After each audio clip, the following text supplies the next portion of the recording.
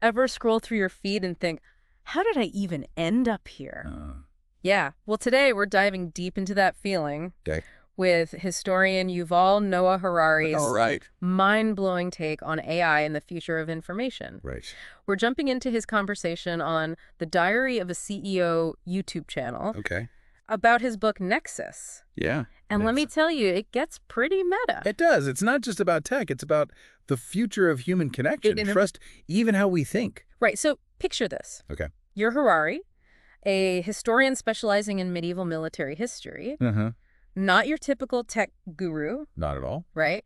But that unique perspective lets him see how even small shifts in information technology, Right. like, say, writing on clay tablets instead of relying on memory, Mhm. can totally reshape power dynamics and what it means to be human. Absolutely. Yeah. He argues that democracies, for example, have always relied on shared information. Right. Think town squares and printing presses. Yeah.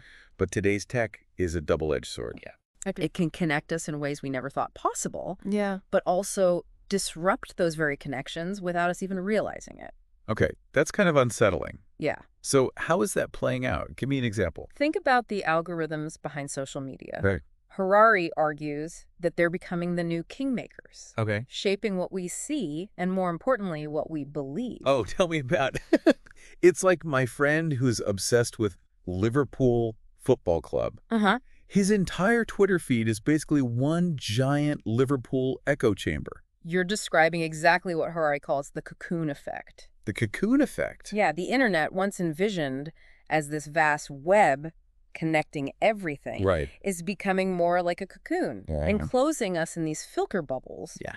where we're only exposed to information that confirms our existing beliefs. Which on the one hand can feel kind of cozy. Yeah. Like who doesn't love having their opinions validated? Mm-hmm. But on the other hand, Right. it also means we're losing the ability to even agree on basic facts. Mhm. That's right. It's like we're all living in different realities. And the algorithms driving this are getting scarily good at predicting what will keep us glued to our screens. Yeah. Often at the expense of a shared reality. It's a bit like that saying, a lie can travel halfway around the world while the truth is still putting on its shoes. Except now those lies are traveling at warp speed. And that brings us to this whole idea of the alignment problem. Right. It sounds like something out of the Terminator, Yeah. but Harari argues it's already happening. It is. He uses this really vivid example of a paperclip maximizing AI Okay. that literally destroys the world to achieve its goal because that's what it was programmed to do. Okay, that's terrifying. But how does that relate to, say, my Instagram feed? Because social media algorithms are often designed to maximize engagement. Right. Likes, shares, comments. Yeah. At any cost. Mm. Even if that means feeding us increasingly divisive and polarizing content. Right. They've stumbled onto a scary truth. What's that? Fear, hate, and outrage get clicks. And that kind of content, even if we know it's garbage, it still gets to us. Yeah. Like, we can't look away from a train wreck, even though we know it's awful. Right. Our brains are wired to pay more attention to threats, Yeah. even if they're overblown or completely fabricated. Yeah. And the algorithms know how to exploit that. So it's like this vicious cycle. Yeah. Our brains crave the dopamine hit of outrage, and the algorithms are more than happy to supply it, even if it means tearing society apart at the seams. Exactly. And what's worse, What's that? even if a social media company wanted to prioritize, societal good Yeah. over profit, the current system makes that almost impossible. Competition is fierce. It's like a race to the bottom. It is. Where the most sensationalized, fear-mongering content wins. You got it. Harari calls this the silicon curtain, The silicon curtain. echoing the Cold War's Iron Curtain. Okay. It's Well, not a physical barrier, but a digital one, wow. dividing us based on the information we consume. So wait, are you saying we're all doomed to be trapped in these echo chambers? Constantly at each other's throats over what? Fake news and cat videos. I mean, Is there any way to escape this digital dystopia? I don't think we're doomed, but he's saying Okay. we really need to get a grip on this stuff fast. Yeah. He actually compares All right. the current situation to the early days of the printing press. Okay, that's an interesting parallel. How so? Well, think about it. When the printing press first came about, Right. suddenly anyone could print anything and claim it was true. Right. Chaos. Yeah. It took time. Sure. But eventually, institutions emerged to help people navigate that new world of information overload. You're talking about newspapers, universities, courts, those kinds of institutions. Exactly. Places people could look to for reliable information, for some kind of verification, Right. in a world that suddenly felt very unstable. Yeah. And Harari believes we need similarly strong, trustworthy institutions for the digital age. Okay. Institutions that can help us sift fact from fiction Right. in this sea of algorithmically curated content. That makes a lot of sense, but it also feels kind of daunting. Yeah. Like building new institutions takes time, Right. and AI moves at the speed of, well, the internet. Yeah. Plus, let's be real, trust in existing institutions is already pretty shaky these days. It's true, and that's a whole other deep dive for another day. Right. But here's something else to consider. Okay. Harari argues that it's not just about building new institutions. Yeah. It's also about reclaiming our own agency in this digital landscape. Okay. I like where you're going with this, but Yeah. how do we actually do that? Right. I mean, it's not like we can just unplug from the matrix. Right. Most of us rely on these technologies every single day. True. And Harari acknowledges that, but he also points out that we have more power than we think. Okay. We can choose how we use our time and attention, Right. what we consume and what we create, Right. who we trust and what we value. It starts with awareness, Yeah. with recognizing the ways these algorithms are shaping our perceptions and behaviors. You're preaching to the choir here. Yeah. One of the reasons we started this whole deep dive thing Right. was to help people be more mindful about the information they're consuming. Of course. But even being aware of it, sometimes it feels like an uphill battle. Yeah. It's like trying to outsmart the machines, Yeah. and they're always one step ahead. And that's where things get really interesting. Okay. Because it forces us to ask some pretty fundamental questions about what it means to be human in the first place. Like if AI can do everything from composing symphonies to diagnosing diseases, what's left for us?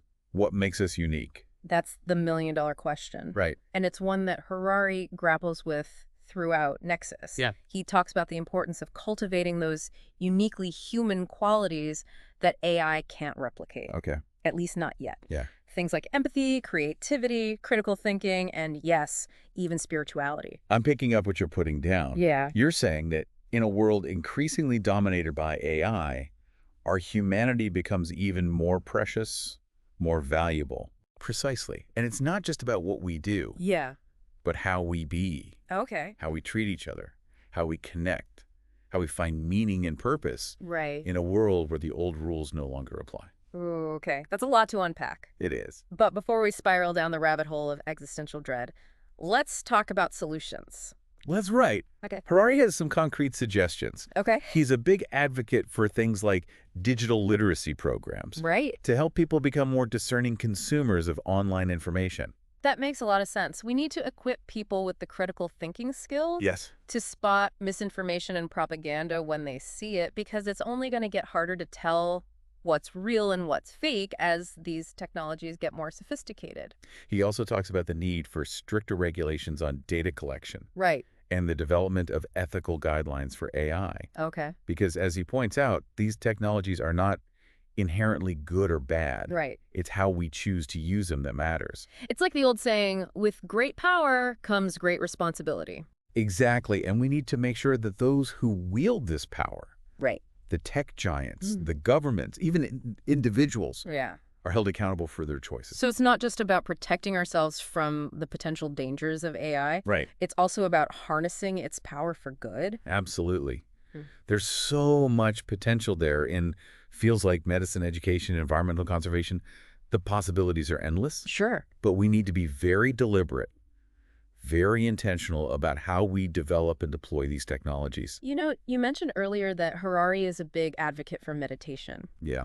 And I have to say, after that deep dive into the future of AI, Yeah. I'm feeling like I could use a good digital detox myself. I hear you. Harari believes that practices like meditation can help us stay grounded, Yeah. reconnect with our own humanity Yeah. in this increasingly digital world. Because at the end of the day, it's our humanity that will determine the future, Mm. not the algorithms. It really is mind-blowing when you think about it. We're talking about shaping the future of intelligence itself. Yeah. No. It's a big one. We're standing at the foot of this enormous mountain, and we have no idea what's at the top. Okay, I'm officially having an existential moment over here. Right. But seriously, if we want to steer this thing in the right direction, Yeah. Where do we even begin? Yeah. It feels like such a massive, complex challenge. Harari would agree with you there. He doesn't pretend to have all the answers, Right. but he does offer a glimmer of hope. Okay. Remember how he talked about those crucial early years of the printing press? Yeah. He sees the next 5–10 years as equally pivotal for AI. So we're not just along for the ride, we can actually influence how this plays out. That's what Harari believes. He argues that we need to be actively involved in shaping the development and deployment of these technologies. Yeah. And that means having those tough conversations about Yeah. ethics, about values, about what kind of future we want to create. It's like we need a global conversation about AI, right? Like Yeah. a digital Geneva Convention or something. Exactly. And that conversation needs to involve everyone. Right. Not just the tech experts and policymakers. Yeah. We all have a stake in this because, as Harari reminds us, AI is not some distant threat. Right. It's already here. It's shaping our world in ways we don't even realize. And that's why it's so important to stay informed, Yeah. right? Yeah. To understand how these technologies work, how they're being used, and how they might be used in the future. Exactly. Knowledge is power, as they say. Right. And the more we understand about AI, the better equipped we'll be to navigate this complex landscape and make informed choices about our future. It's like the future is not something that just happens to us. We actually get to help create it. Now you're getting it. This deep dive barely scratches the surface of Harari's insights in Nexus. It's a lot. He really encourages everyone to check it out. You're telling me my brain is officially full, but Yeah. here's a final thought for you to ponder. Okay. If, as Harari suggests, AI is becoming an alien intelligence in our midst, what does it mean to be authentically human in this rapidly changing world? What makes us unique and irreplaceable? That's something worth reflecting on, and we encourage you to dive deeper into Nexus yourself.